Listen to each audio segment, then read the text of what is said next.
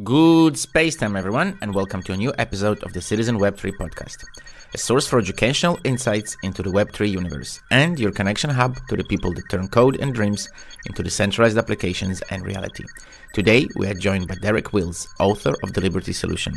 We discuss tools of state control, the definitions of anarchy and liberty, the power of propaganda, and state monopoly on violence. We dive into taxation, free market, free choice, human rights, and the evils of statism. Finally, we talk about freedom, Web3, and the true goal of anarchy and anarcho capitalism. If we're searching for a solution in statist ideology, then we've already lost as human beings. Voting to me it's the adult version of writing a letter to Santa. What is liberty and why is it important? We're talking about generations of brainwashing and conditioning that we're trying to break. The word anarchy has been bastardized. It has been twisted to mean lawlessness, chaos. Anything decentralized is always going to be a net benefit. Hi, everybody. Welcome to a new episode of the Citizen Web3 podcast. Yes, I finally did it and said the new name correctly and didn't say the old name. I'm doing well. Today, I have a special guest with me today. He isn't a validator. He isn't a founder of a blockchain project. He's not a VC, and doesn't even work for the SEC. His name is Derek Wills. He's an author of the book of Liberty Solutions, if I'm not mistaken. The correct name. Derek will correct me if I mispronounced the title here. I hope not. Derek, hi, welcome. Hi, how are you doing, man? I'm doing good, man. I've been looking forward to this conversation, and the bummer is I didn't get any sleep last night, and it's always like that. The once and a half a year that I'm really excited to have a conversation with somebody who I share values with. I'm like, I feel like that, and I'm like, damn it, why today? Yeah. Life definitely always throws you curveballs, right when you least need them, man. Believe me, I understand. Man, I know. And how's let's do some chit chat. How is the weather for you today? Are you having a good day today? You know, let's do this chit chat thing to get the ice breaking. Oh yeah, it's actually quite nice. So. I live in the Dallas-Fort Worth area in Texas, and usually the weather is quite brutal. Today it is a mild 54 degrees outside, and not raining, and so it's actually quite nice. It'll be like this for another week or two, and then we'll have another probably 90-degree heat wave just in time for Christmas, and then. And then we'll get our 2 weeks of real winter in late January. Nice. I you know what the irony is being a really stubborn person with values that I am. From throughout all your speech, what stuck with me was the stigma yourself being a libertarian and Texas. And because everybody who is non-American has a stigma, and I'm non-American, obviously, as you can hear. I'm going to give you a secret, guys. All of us, the non-American people, we have a stigma. Texas is bam, cowboys, guns, bam, bam, bam, and this is, of course, the image that has been built over the years by the society we live in, the culture we live in. So it's ironic that it's like that, but am I being completely foreign, stigmatic, and anti-American here, or not? Or is it normal stigma to have? No, so Texas has this reputation all across America that, exactly what you described, but it's actually wholly inaccurate. That's the worst part. Even Texans buy into the bullshit that, we're the greatest state in the union, and, we got our guns. And in reality, no, Texas is just as much of a statist shithole as any other state. It might be a little bit better than California or New York, but it's not a libertarian paradise. It's just as statist as anywhere else. So it's one of those things that, with a philosophy like mine, you never really have a political home, if you will. I really connect to that last sentence. Before I stopped where I'm today, I traveled for almost 20 years, a lot of countries. I traveled a lot. And luckily I was able to with what I was doing. And I still don't connect the words political and home, but at least I managed to find something which was a bit closer, at least aroused the tickle that feeling that you're talking about. How does one even find though a political home? What does one have to look for in a political home? I think that there's no such thing as an actual political home. And I think that if we're searching for a solution in statist ideology, then we've already lost as human beings. So,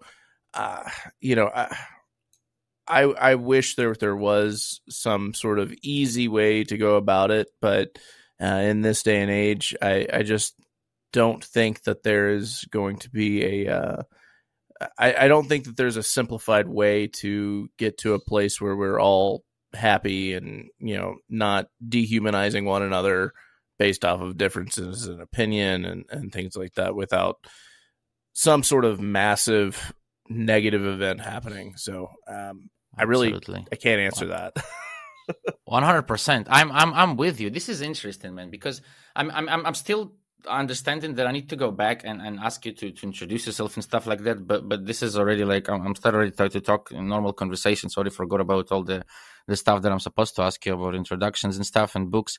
But no, but this is much more interesting. It's like it's interesting because you are over the last 4 years I've recorded a lot of people, and I spoke to people who are and I'm part of that industry for over the last 10 years, supposedly building an alternative free industry.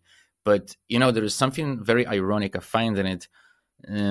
Everybody's too fucking optimistic in that industry, and it really scares me because when you talk out in the field to people, and I once did a show on the road, and I was asking all those guys at the conference, all those founders, I was like, but honestly, like, it was a set of same questions, and one of them they all got stuck on. I was saying, so what you do today, whatever it is you're building, whatever product you're building, do you really think, hand on your heart, there is a person there out there today in the world that you're solving the problem for, that you're making the world a better place? And this is exactly what you're talking about an event that has to happen, and something, it's just ironic that a person that is not from that, like directly from the industry, sees it like that clearly, and people who are trying to build an industry don't want to see that. They believe that they can. A lot of them believe that they can save and change the politics of today to become better or more. I don't know. What do you think about that? Does it make sense? I understand why people think that. I'll put it like that. Do I agree with it? No. I don't think that there's any way that you can vote for a positive change in the world. Voting to me it's the adult version of writing a letter to Santa. It is it's an acknowledgement and an endorsement of your status as a slave to the state. So there's no positive outcome that can ever take place by voting at the ballot box. Republicans, this is a prime example. Republicans will swear up and down they are for limited government. They are for shrinking government from its current size, and they have never once, even whenever they had total power in both chambers of Congress and held the White House, they have never once decreased the size of government. They've never even maintained the current level of government. They've always expanded it. So people are getting lied to. They know they're getting lied to, and they continue to buy into the lie. Trump is another great example of this.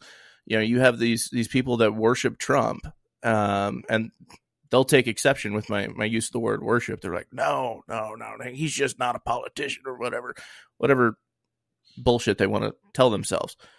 And it's like, dude, he printed more money in 1 year than most presidents in their entire term. In 2020, he had the Federal Reserve and the Treasury print $6.6 trillion. And whenever you point this out, people just make excuses for it. They'll be like, oh, well, it was COVID or whatever. That's not an excuse. It devalued our dollar even more than it already was. And that's worthy of criticism, very fierce criticism. And if you can't criticize him for that, well, then you're clearly in a cult. That's what people do. In crypto, there is like a bit of an evil joke, a bit of a soft spot for Trump's printing go brr, because they say, well, at least he made a good bull market. All those Americans went and put their fiat money in crypto, and that's where we got now the bull market. That's where suddenly all that cash came from. Thank you, Trump. I mean, at least, you did one good thing. But no, of course, this is like kind of a joke. And the thing is, like, you started to say something, and that points me to the last question I had for you. But I'm gonna ask it now because it's just spot on. Like, I like I said, I traveled a lot and I've been different places, done different things, and one of the things I noticed not on the good side, there are good sides that change in terms of people's thinking, but one of the, and this is the question I have to you, like that. What I noticed is people not just being lied to, they believe those lies. And as we progress, it seems people they're so scared, they're so terrified of anything, of pointing a finger, of just moving the finger, God forbid, point the finger, just holding not even a fist, So how do we, is there a solution to that? How do we get rid of that fear, man? That is the question I ask myself all the time.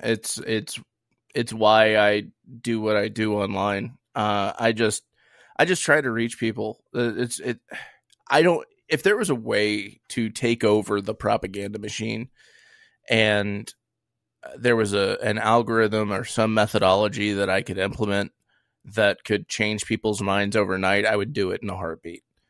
But it is a very tough, evil entity that we're fighting here. The Stockholm syndrome runs deep in the people that are, subject to it. And that's Democrats, that's Republicans, that's even more than a handful of libertarians that believe that there is a solution in statism. And it's just wrong. Now, I would love to be able to reach those people and show them the error of their ways, not in a belittling or demeaning, like you're fucking wrong type way, but as a way of like, hey, look, you've been misled. These are all lies. This is the reality of the situation. I would love to be able to do that to people and get it to click for them. But that is so hard to do. We're talking about generations of brainwashing and conditioning that we're trying to break. And I don't think that there is an easy solution to it. If there was, man, I'd be all over it. But I just think that the best way that we can do it now is just keep chipping away at it as best as we can. I know that's not a great answer. It's not an optimistic answer, but it's the only one that we really have at the moment. Now, correct me if I'm wrong. Your book is kind of about what's the English word here? Guidance. May I use that word? Like to for a freer society, so to speak. So, yeah. Is that correct to say, or am I misinterpreting the message here a bit? Reading between the lines. No. Yeah. This is That's kind of how I wrote it. Is I didn't want to write to an echo chamber. I didn't want to, it certainly resonates with people who are already pro-liberty minded. But I wanted to take a systemic approach to highlighting the various atrocities that the state commits. And so the book, it has two parts. Part one, it takes real world scenarios that the state has actually committed. Things that the state has actually done to people. And it's not, tailored for the left or for the right. It is these are things that the state has done that violates our natural rights, and to show them that no matter what, your rights have been violated, even if you acknowledge it. Your rights are being violated. And then part 2 kind of gives a guide on how we could do better as a society, as a free, stateless society. It's not, and it's very clear, this is not the only methodology by which we could achieve this, but it is one, and we can, expand upon this and, institute some trial and error if we need to, but ultimately it would mean a freer individual, a happier individual, an individual who doesn't have the fruits of their labor robbed from their, right off the top of their income or at the point of sale, or, being extorted an arbitrary value of their property. It would really benefit every single person, including those who would find themselves in destitute situations because we're no longer relying on the state to steal from us and then help the less fortunate. We can be more charitable in ourselves, and we are incredibly charitable now. And that's another thing that I highlight, is just how charitable we are as a people, and just how much that would increase without the state. And so I take this type of approach, and I do it, at least I tried to do it, in a very calm and not demeaning manner, just to say, look, here is a blueprint. Let's build from here. And, based off of the reviews that I've gotten, I think I've done a pretty good job of that, but that was my goal. It is kind of a guide, as here's some foundational arguments that we can use and kind of go from there. While you were speaking, I just had the most, silliest, I'm going to use the word manifestation. I'm going to over exaggerate here a little bit, but a lot of people outside of the libertarian scope of thinking, or for whatever reason, they always have this, especially those who are not familiar with any work of anarchy, what is anarchy, or any libertarian forms of propositions, at least, of different forms of lesser evil forms of statism, if I may use that, even though it's paradoxical, but okay. But a lot of them, they go to this argument, so what is then the goal of anarchy? Is to destroy? This is interesting. Here is you sitting here, and you're telling me that what you did, what your job was, is to write a guidance on how to, and I'm thinking here while you're saying that man, I wrote an article about 6 years ago. It's on my blog, exactly the same, which is a guidance on. So the goal of, by the looks of it, of every anarchist is how to create a fucking lovable society, how to create peace, and not how to. This is the irony of all of this fucking situation. It is just, it really is a fucking vicious cycle, though. That's what scares me. Yeah, and I mean, the state does us no favors, right? The word anarchy has been bastardized. It has been twisted to mean lawlessness, chaos. They describe, Jesus Christ, they described the January 6th quote unquote insurrection as anarchy. There's anarchy at the Capitol. It's okay, first of all, fuck off with that. January 6th was I don't even know if I want to go into that. That was such bullshit, but that's not anarchism. Neither is looting in the streets and protest. That's not anarchism. That's setting fire to police station. I mean, that might be anarchy. No.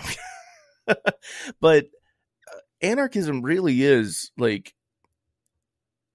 it's our daily interactions that don't have the state attached to it. So, I mean, we engage in anarchism regularly. This conversation right now is done in anarchy because the state doesn't really kind of control it at all.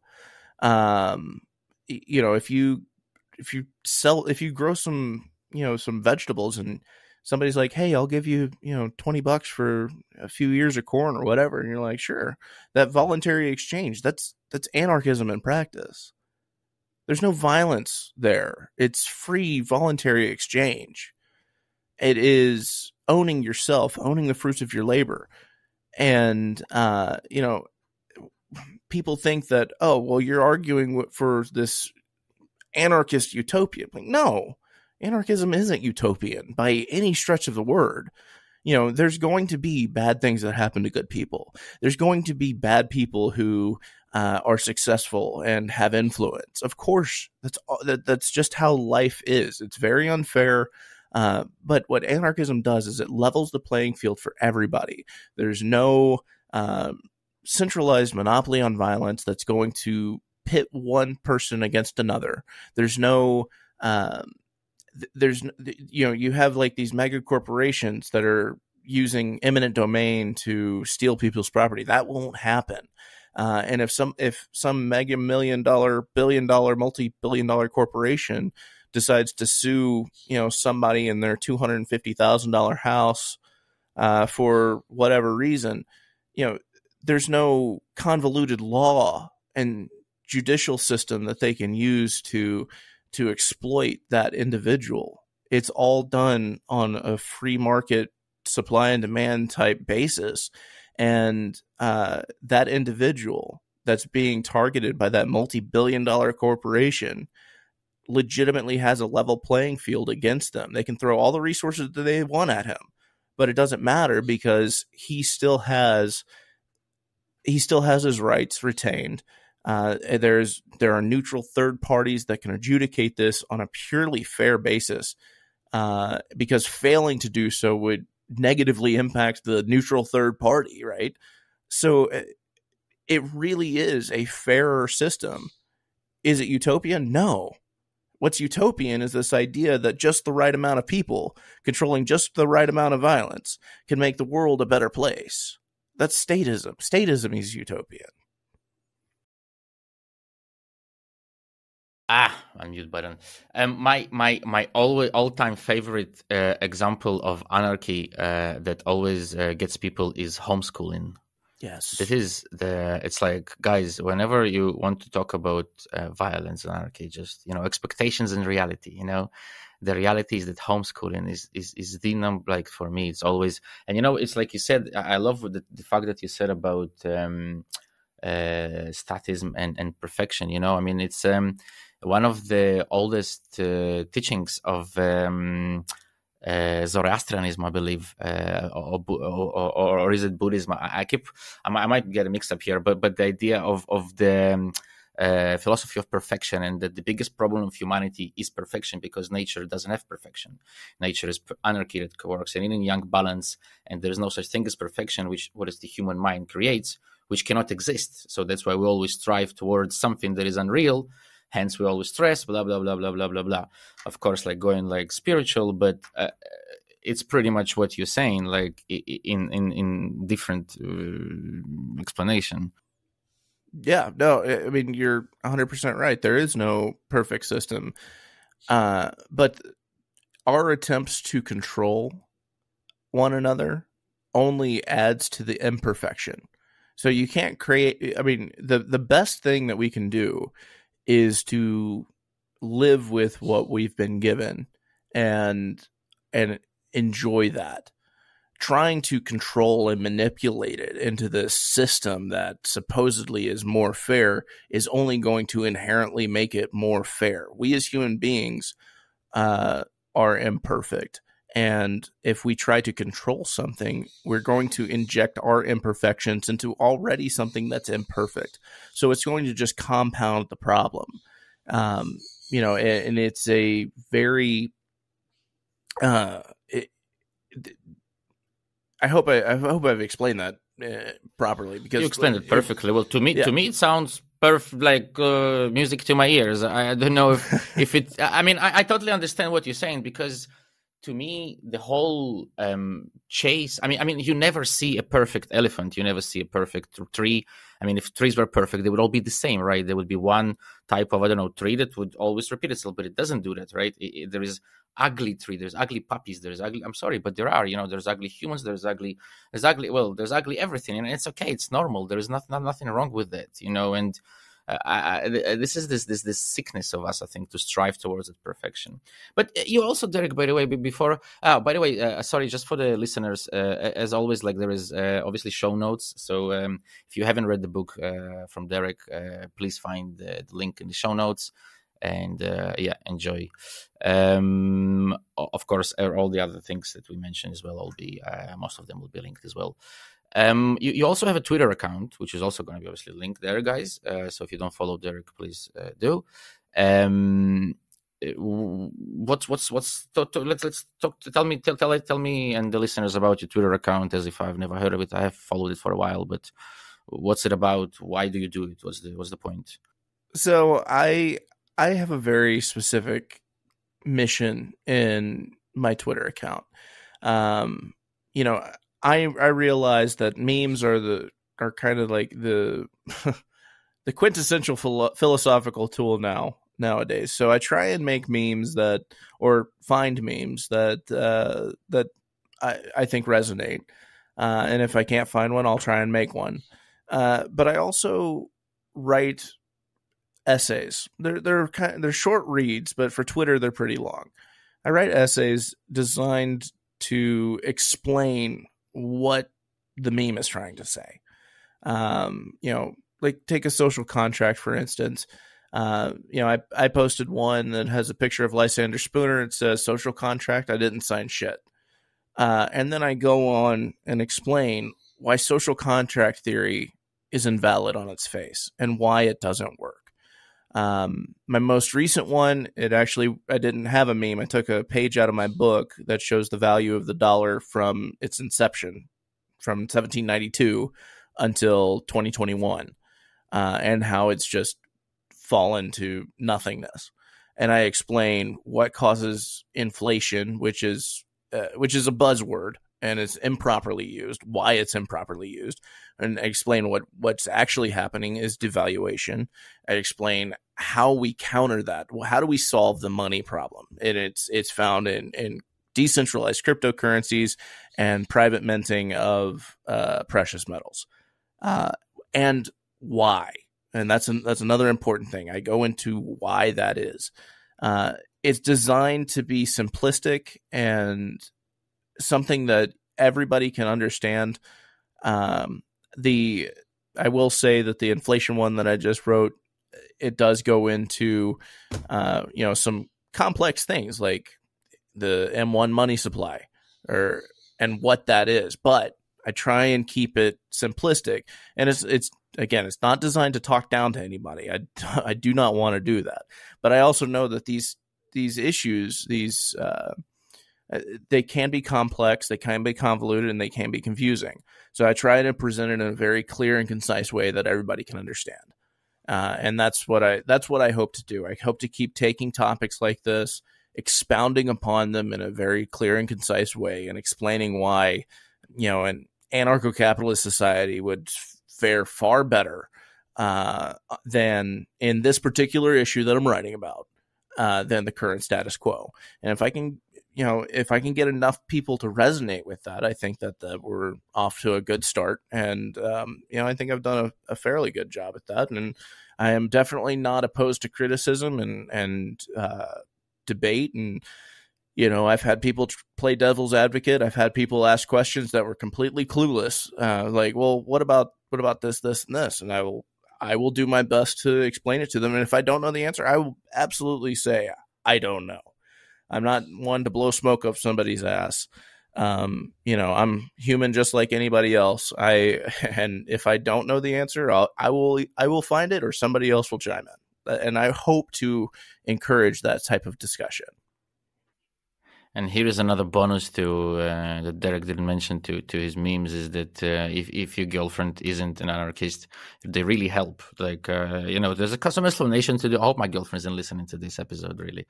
I'm so going to get it. But it's been a few nights, where I had to explain a lot of things after them showing them. But it helps. It's like, okay, we'll connect to that. But, man, when you say it's so ironic that, by doing completely different things, pretty much it means that like over the 10 years of working in and around blockchains and being in this industry, like professionally since 2015 roughly, but I've been around before. And it's ironic that over time I realized that if you want to really pill somebody, then you don't mention blockchain. You don't talk about decentralized cryptocurrencies. You tell them how the system works. You tell them what M1 is, what is M0, what is deflation, what is inflation, what is monetary issuance, how does the central bank work, what is a bank account, and this is how people connect to it. And what I'm saying is, it's just astonishing that we all come to the same fucking conclusion, that just show people the fucking truth. Yeah, that's it. They will cry for a solution. Absolutely.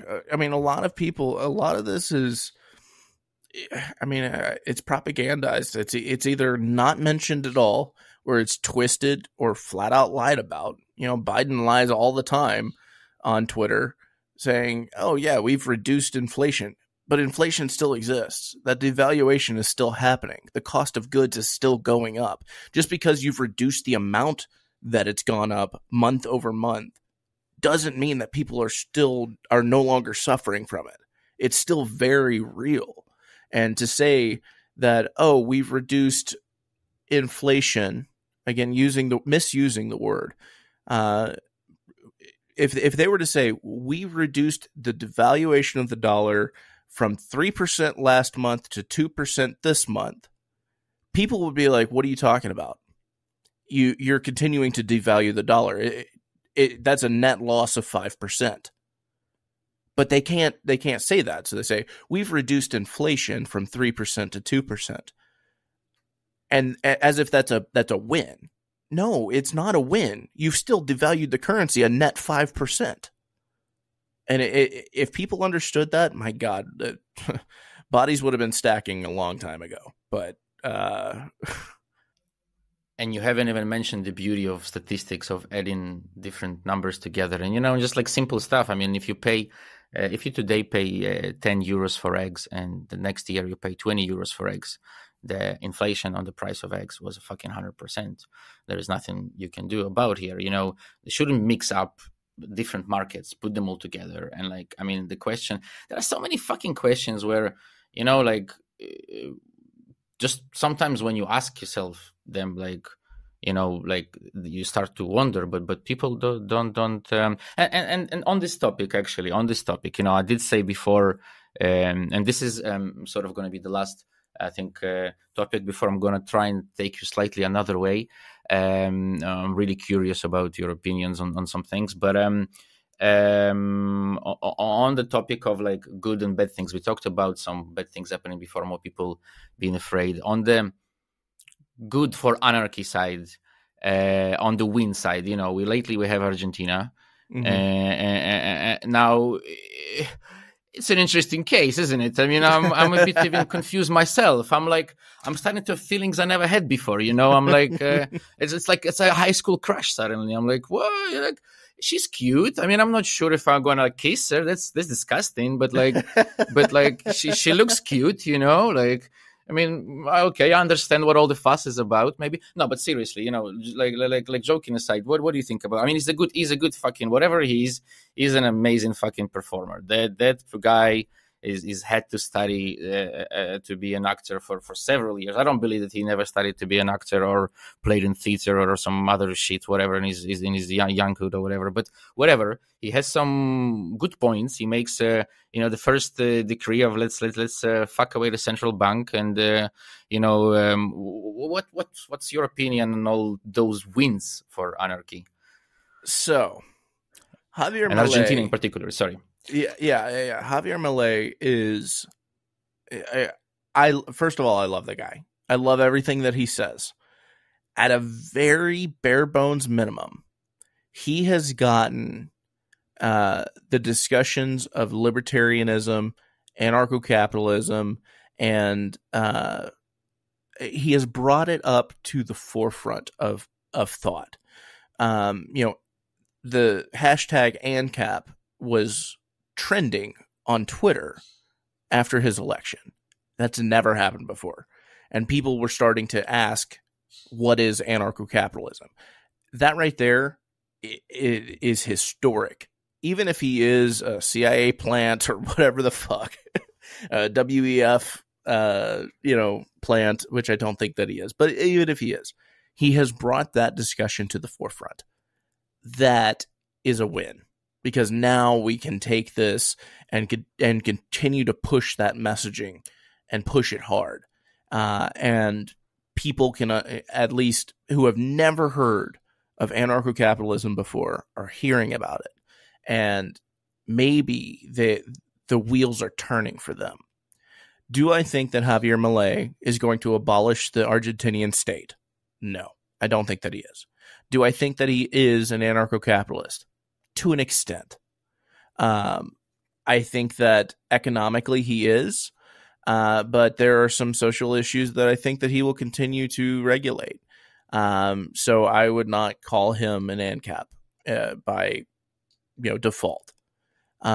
Do I think that the people of Argentina are going to be far better off when he leaves office than when he took office? I do believe that they will be. I am cautiously optimistic to see what sorts of things happen in Argentina. And I think that if anybody is going to be able to fix some of the issues that they have, I think it's him. And I think that he will overall be a net gain for individual liberty and freedom in Argentina. I do think that there might be some things that we don't know about him, and that there might be some negative things that he might do. But that all remains to be seen. It's fully speculative right now, and I think that time will tell, and I think ultimately he will have a net positive. I really like the fact that he has brought this type of discussion to the forefront, and I can only hope that messaging continues to grow and resonate, because the seed has been planted. It just needs to be watered and cared for, and I think that shows like this are a great way to do that. And if we can continue to do that and continue to build that, then the tree of liberty might actually sprout. So that's my take on it. I like that you did that take, because that's actually going to allow me to make that bridge perfectly right now. And once again, an analogy that you made that is going here to crypto, that I will try and take that conversation as well. Let's see if it goes or not. If not, we can always talk about anarchy.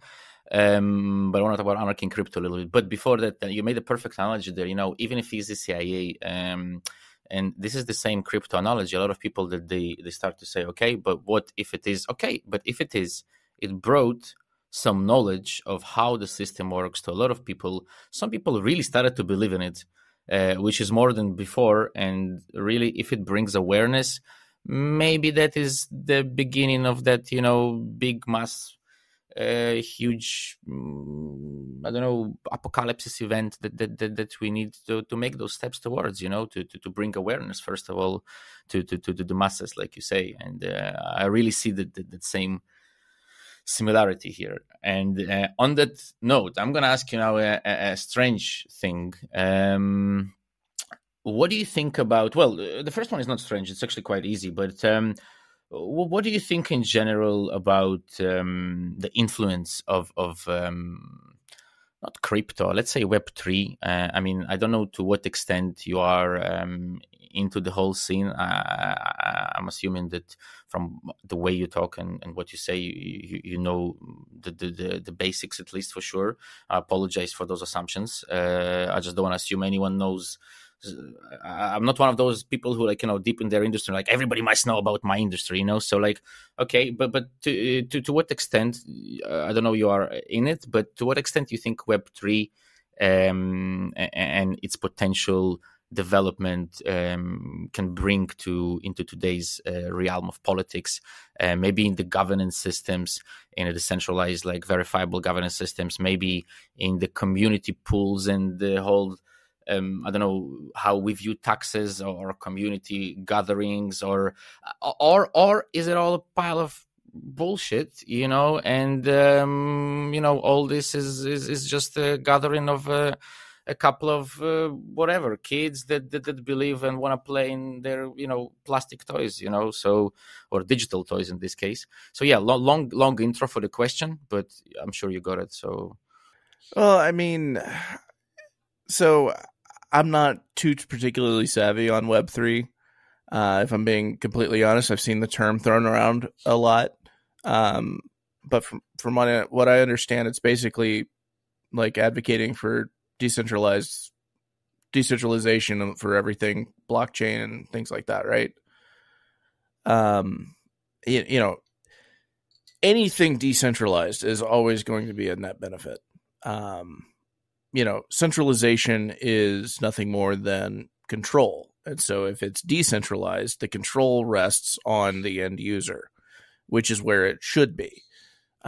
So I'm not quite sure how to answer your question just because I'm not too terribly savvy on Web3 specifically. But I think crypto in and of itself is a stellar way to reclaim the fruits of your labor. Because as long as there's a central bank and there is a centralized authority on monetary policy, you can guarantee that the value of your wealth is going to be robbed from you off the top. It's going to continue to be stolen from you until the end of time. And if you keep your money in, centralized fiats, then you're just asking for your wealth to be stolen from you. So I think that it's a great way to reclaim that. And it's also why governments absolutely hate it and want to regulate it to death and want to abolish it. They claim, the U.S. government's claiming to kind of be on board with it a little bit by introducing their own cryptocurrency of the U.S. dollar, which is just a god-awful way to track every expenditure everybody ever has. That is something that is a bastardization of the idea of what cryptocurrency was founded for. Bitcoin was founded to decentralize money and to have real competition in something that has traditionally been a monopoly. And I think that if we can get people to take control over their assets by getting it out of decentralized fiat, I think that the world will be a better place. Despite the Federal Reserve's and other central banks' best efforts to absolutely destroy the value of individual wealth, if we can get people to start putting savings into crypto, my God, the world will instantly be a better place despite everything else that's going on. And that's just the beginning. I mean, if you expound upon that to its logical conclusion of decentralized everything, getting the state out of everybody's business and no longer existing, then that's the exponential growth that we're shooting for. So I hope that answers your question. I'm sorry, I'm not. It's perfect. I was actually gonna try and maybe correct it a little bit, not correct, but adjust a little bit what I was saying, and I'm thinking that the best way to maybe do it is I'm gonna tell you why, and I want to know your opinion, but I'm just gonna say why I was asking the question to where I was leading, and then instead of asking it from the back. What I was trying to ask and to understand your opinion as somebody who is not in blockchain. That's important, not to have, regardless of how objective we all try to be, we are not. We are fucking humans. So if I'm in blockchain, I'm never going to be objective, and you will be a lot more objective than I will be here. So to me, as to an anarchist, why were blockchains fascinating? Now, what I hate is when people start doing majestic qualities to blockchains. It's a database. It's a decentralized database. It's a verifiable decentralized database. That's it. Here's the story ends. But it's a communication tool. Now, we are all social creatures. and anarchy, and in general politics and consensus. Our lives dependent on the way we communicate with each other. Now, if such a technology as blockchain is an improvement in that communication, it's not a solution, but it's an improvement to remove the trusted intermediary, whether it's the bank or the president or the voting ballot counting girl, whatever. This is what I was trying to ask. Do you think, like, this is my opinion, how blockchain can influence potentially, like, and consensus algorithms, how we as a society come to agreement about things in a more open and trustless way, without having to trust, because we don't trust each other, right? I mean, if I you're a builder and I need a house, and I'm like, yo Derek, I really need a house. You're like, yeah man, it's like 200 up front and 200 later, and I give you 200 and that's it. I'll never see you again, probably. Or maybe you come tomorrow and I'm feeling all guilty. But this is right, and because of that, we have those trusted parties, and if blockchain can remove them, this is what I was trying to get at, and to see what your opinion here is, because I'm biased, as I say. Yeah, and I can definitely see the value in putting literally everything on decentralized blockchain. The only concern that many might have would be privacy, but I'm sure that there are blockchain solutions for that as well. If you can have a fully decentralized, trustworthy source for every transaction that you make, anytime you're posed with a new business dealing, you can go back and see their credit, essentially, without like Experian or any of the other credit reporting agencies for businesses, and say, yeah, this is a good transaction. It's like, think of it like buyer review or seller reviews on eBay. It's a great way to go about that. This person has had X number of positive transactions and a very few number of negative transactions, and those disputes were resolved, satisfactorily. You could definitely verify that, and I think blockchain technology could definitely do that far better than any other centralized authority ever could.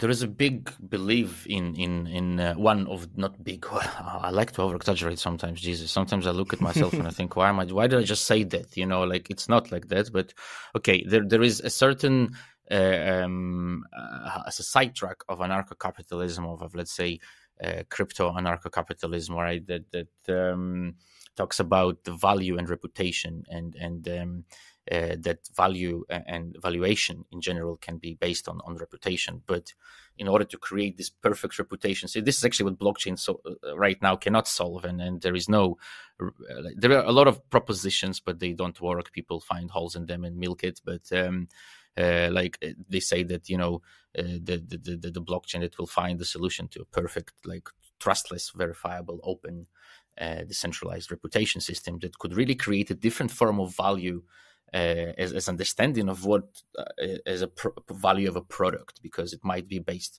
not in terms of money, because we always think about money, right, about the cost in numbers, rather than, but we don't really need them. We need the products. It's the products I want. It's the services I want. It's not the money in between I want. This is just the language. This is just the communication. It's amazing. But yeah, but anyways, and now, so it's a big, what you say is a very major, you're spot on.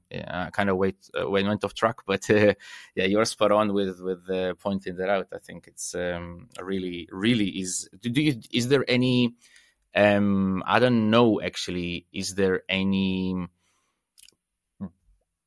similar ideas outside of the crypto capitalist, so to say, world of using reputation as a valuation system? I mean, I think that in anarcho-capitalist society, your personal reputation has value. It has to have value. Even if,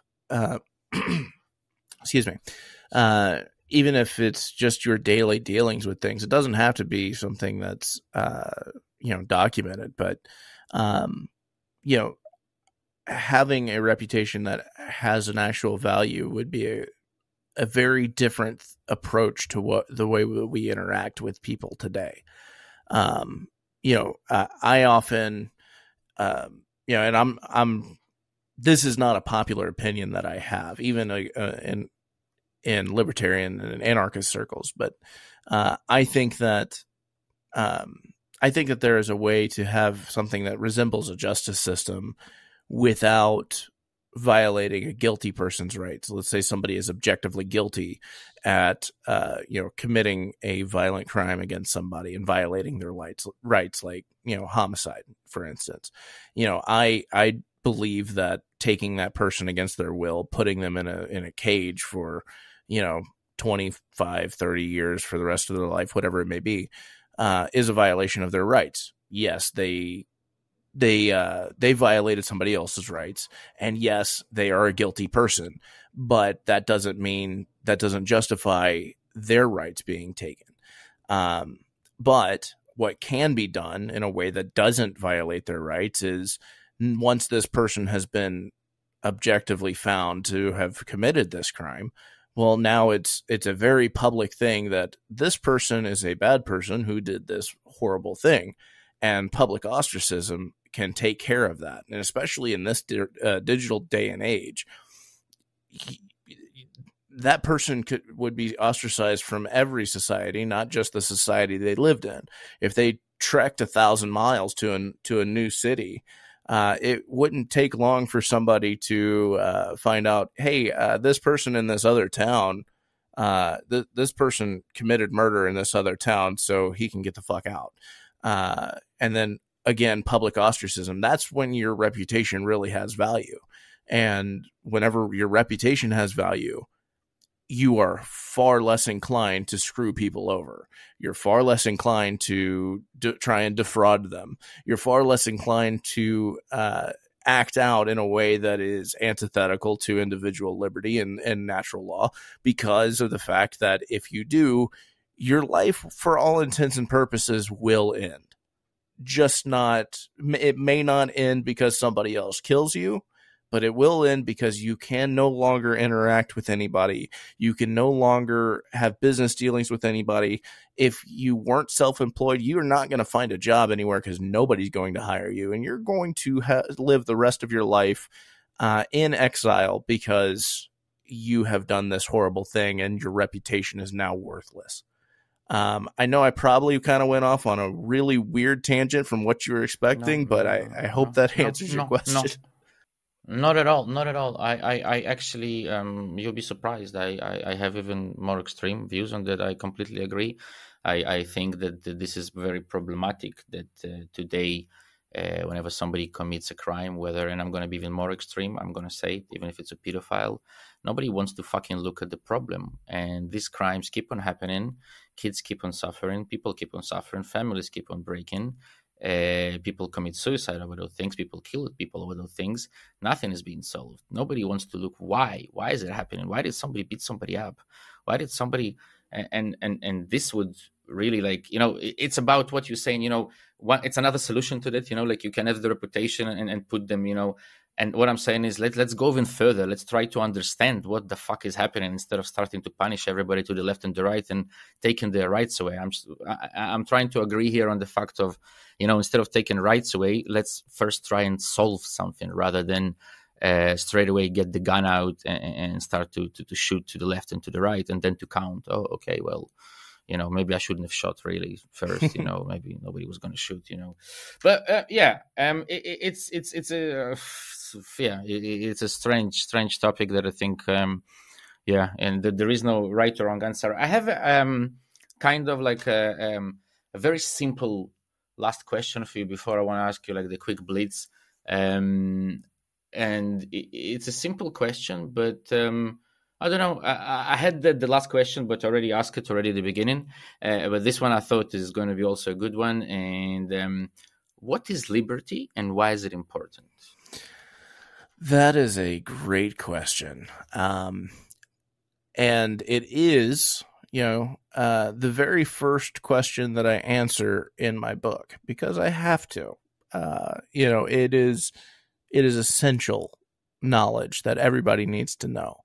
Liberty is the right of the individual to invoke sole dominion over their own life, to act as they see fit, provided the act in and of itself does not violate the rights of another individual to do the same. That is liberty. That is what it looks like. And on its face, it seems like it's a beautiful answer, but it inherently means that people will act in a manner that you find distasteful. They will act in a manner that you find grotesque, deplorable, or outright morally bankrupt. But as long as they don't bring harm to another individual or inhibit their right of living their life as they see fit, then they are perfectly within their rights to do that. And, that is what makes that important, is that if you do not recognize that is liberty's definition, and it only means that which you agree with, then it means that everybody who doesn't agree with you should be your slave. And this is why statism exists, is because people have different ideas of what liberty should look like.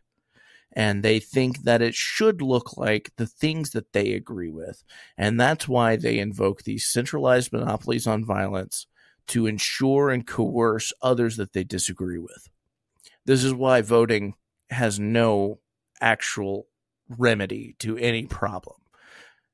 This is why the state is always going to be antithetical to liberty, no matter how small, no matter how limited, or no matter what form or function it creates. If you have a centralized state, it is going to usurp this definition.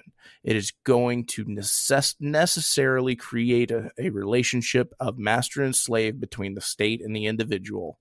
And they will, by default, have more of a say over the life, the body, and the property of an individual than the individual himself does. And again, that is the definition of slavery.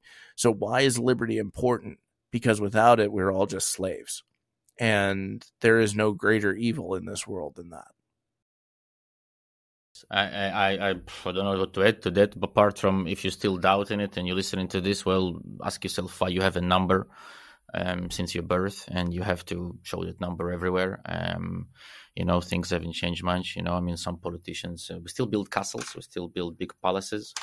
We even give immunity now to some of these people, which is absolutely fantastically fascinating to me. It really is a matter of I don't even know what to say here, but okay, that is not to for me to go on because I will start asking more. But okay, so I'm gonna do like a small blitz, before I do it, just thank you again for all those opinions, because just to say maybe one last time, I kind of already said that, but maybe I didn't emphasize it enough. And I hope this is more like for people who are listening to us, lately, like, and a lot you see like this alternative industry that is being built with blockchain, Web3. And lately, especially last 2-3 years, I've started seeing more and more and more and more people going completely like using that as a perfect to create essentially in the direction of a perfect surveillance tool. And I'm hoping if you're listening to this and if you're listening to what Derek is saying, and if you connect with at least part of it, and or at least or if you're interested and want to know more, go read the book. Start there. It's easy, simple. And maybe that will help you to remember values, guys. I think that's very important. So yeah, sorry about that little off top. It's a topic that is very dear to the heart, and it's just annoying when you waste 10 years of your life, not waste, but you spend 10 on something, and then you start seeing the same bullshit just happening again. And this is why I really want to bring more people like you to even though it's a talk podcast about people in technology and about technology, and we talk a lot about like completely different things. Usually, we talk about privacy as well. We talk about rights as well, but not to that extent. Not like that. We never had somebody come on and talk about it like you just have, and I just want to thank you for that. So yeah, thank you again. Well, thank you for having me, man. I really, this has been wonderful. This has been a great conversation, and I've loved every second of it. So let's get on with this blitz, man. Excited. Thanks, man. Thanks. I even changed. I even changed it for you because I thought it's stupid to ask you one of the questions, anyways. And you don't have to answer like one word answers. This is like a blitz in quotations. Give me please a book that right now resonates with you lately. It could be a movie, actually, book or a movie. A book or a movie that resonates with me. I've been reading the Hitchhiker's Guide to the Galaxy series. And I absolutely love it. I'm currently on So Long and Thanks for All the Fish. So I think it's 7 books long, the series is. I love it. It's so wonderfully written and so I really do love it. And it's fun. And it puts me in a good mood. So Douglas Adams is a stellar author and big fan. I love that book, and yeah, absolutely fascinating. Second one, well, it was supposed to be, the second one is usually give me a project you like from the blockchain world, but I changed it while we were talking. Can you give me an economist that fascinates you? And this is an interesting question, I guess, for you, but doesn't could be an Austrian economist, could be maybe it's John Law, I don't know. But so an economist give me economist that fascinates me. God, there are so many, and for so many different reasons. I mean, I could say somebody like Karl Marx is interesting. Economist, definitely not. Is he interesting for good reasons? Definitely not. But Murray and Rothbard has got to be my favorite economist. Why, can I ask personally? Well, Murray Rothbard changed my life with his books, For a New Liberty and the Ethics of Liberty, Anatomy of the State, What Has Government Done with Our Money? He was mentored by Ludwig von Mises, and he just kind of expounded on the ideas of Austrian economics to a level that is just perfect. We talked about perfection earlier. I think that if there was perfection ever written, it would be Murray Rothbard, to be completely honest. So once again, just to remind all the listeners, you can find all the links that we are mentioning, whether it's books or show notes or whatever. Sorry, or movies in the show notes. Okay, 3 more. Give me when I say technology, I mean like AI, blockchain, I don't know, robotics. One direction of technology, considering we are more focused on the technological side of things, that you find you think you're lucky that you live during its development, or you're curious to see how it will develop in the future? I'm actually gonna say Linux, because I think that more and more people are beginning to see the evils of centralized spying and how companies like Microsoft and Apple assist in that. And so I think more and more people are finally waking up and seeing the value of open source software, particularly in their operating system. And I think that more and more people should be waking up to the ideas that using like an Ubuntu or even like Linux Mint there is a huge value in that. And honestly, I don't care what distribution people are using. If they're using a Linux operating system, they're already winning. So that's what I would say. I know Linux isn't anything new, but that is something that I think more people should focus on, is decentralizing their lives by using open source as often as they can. Amen. No centralized things intended. No, the last two are slightly different. The first one is give me one motivational thing that helps Derek wake up every morning, write books about liberty, create memes about anarchy, and carry this message to the masses. Something that you would maybe suggest to other people to also try to do or to think about. I don't know, whatever the thing is. I try very hard to remove stressors from my life. And if you really think about it, the state is one of the biggest stressors that people have in their lives. And, I stopped watching mainstream propaganda news.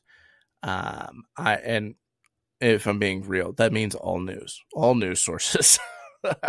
Unless it's coming from somebody that I trust, like Glenn Greenwald or Ed Snowden, I'm not really paying too terribly much attention to it. If anything, I see a headline like, okay, what are they trying to distract us from? So what motivates me is that I have been able to reduce a significant amount of stress in my life by no longer caring about the state's existence in my life, and hoping to remove that in its entirety from not only my life, but the life of everybody else's. Just turning off the propaganda has been such a net benefit for me that if I could fully shut it out of my life, I know that my life would be better. I know that your life would be better. And that's what wakes me up in the morning. Man, I want to say amen again. It's true, right? I mean, people really underestimate to what extent that it's worse than mosquitoes, man. There's only one thing worse is mosquitoes. And the last one is going to be a weird one for an anarcho-capitalist. Now, give me, and wait, it's a bit of a, like, not anyways, dead or alive, real human book character, movie character, writer, I don't know, whatever, a personage or a person or a writer, like I said, or a singer.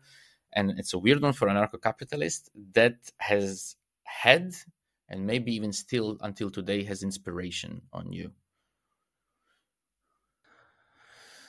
Again, I got to go with Murray Rothbard on that. But I mean, there are fantastic other authors out there. Lysander Spooner, Walter Block, who Walter Block wrote the foreword to my book, and he is somebody that should also be read and understood. Even Thomas Sowell is wonderful from an economic standpoint. Yeah, I mean, there's just so many good. I mean, even in today's age, you got like Jack Lloyd, who's bringing anarcho-capitalism via graphic novels and short pamphlet style books.